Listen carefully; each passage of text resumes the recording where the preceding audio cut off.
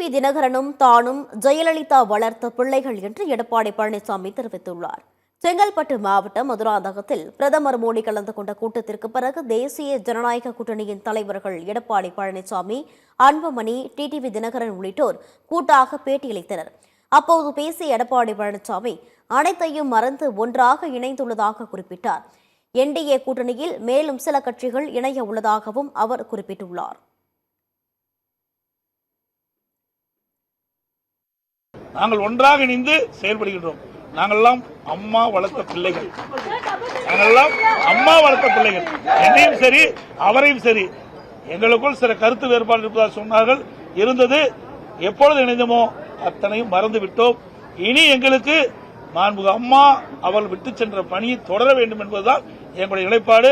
அவருடைய நிலைப்பாடு ஒற்றுமையாக செயல்படுவோம்.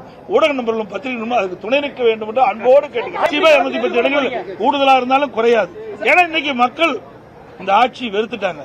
மக்கள் ஒரு ஆட்சி நடைபெற்றுக் கொண்டிருக்கிறது. தொடர்ந்து பேசிய டிடிவி தினகரன் எடப்பாடி பழனிசாமியும் தானும் அண்ணன் தம்பிகள் என்று விளக்கம் அளித்துள்ளார். இருவரும் ஒன்றாக இணைந்து பிரச்சாரம் செய்வோம் என்றும் அவர் குறிப்பிட்டுள்ளார். இதுல அச்சுறுத்தலோ அழுத்தமோ யாருக்கும் இல்லை. நாங்கள் இருவரும் அண்ணன் தம்பியார்களாக எப்படி இருந்தோமோ 2017 ஏப்ரல் மாதம் வரைக்கும் இருந்தோமோ அது போல ஒன்றிணைந்து விட்டோம். போற இடங்களில் நாங்கள் 2 பேருமே அதுக்கு பதில் சொல்லுவோம். ஒன்றாக செல்வோம், ஒன்றாக பிரச்சாரத்துக்கு செல்வோம், தேவையான இடங்களுக்கு ஒன்றாகவே செல்வோம். அதனால இதெல்லாம் நாங்கள் மறந்துட்டோம். எடப்பாடி பழனிசாமியை விமர்சித்தது குறித்து டிடிவி தினகரனிடம் செய்தியாளர்கள் கேள்வி எழுப்பினர். அப்போது இடைமறித்து பதிலளித்த இபிஎஸ் திமுகவை விமர்சித்த வைகோ அந்த கூட்டணியில் இல்லையா என்று வினவினார்.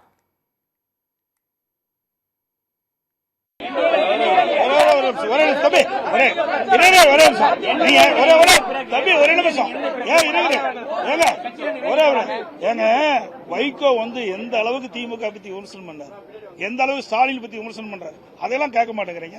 அதெல்லாம் உங்க தொலைக்காட்சியில் போட மாட்டேங்கிறீங்க. அதோட பேசின எந்த தலைவருமே பேச கிடையாது.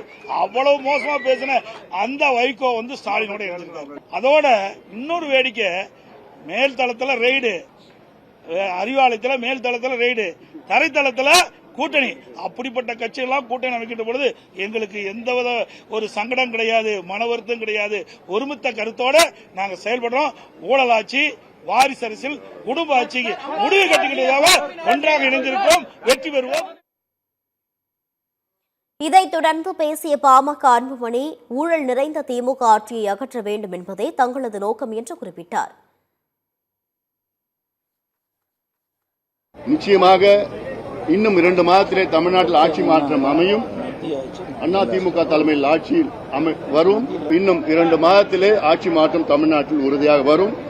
தமிழ்நாட்டு மக்களும் இன்று இந்த ஆட்சியை தூக்கி எறிய வேண்டும் என்று முடிவு செய்துவிட்டார்கள். அனைத்து தரப்பு மக்களின் எதிரான ஒரு ஆட்சி, ஊழல் ஆட்சி, மோசமான ஒரு ஆட்சி, இதை அகற்ற வேண்டும். அதற்காக தான் நாங்கள் ஒன்று சேர்ந்திருக்கின்றோம்.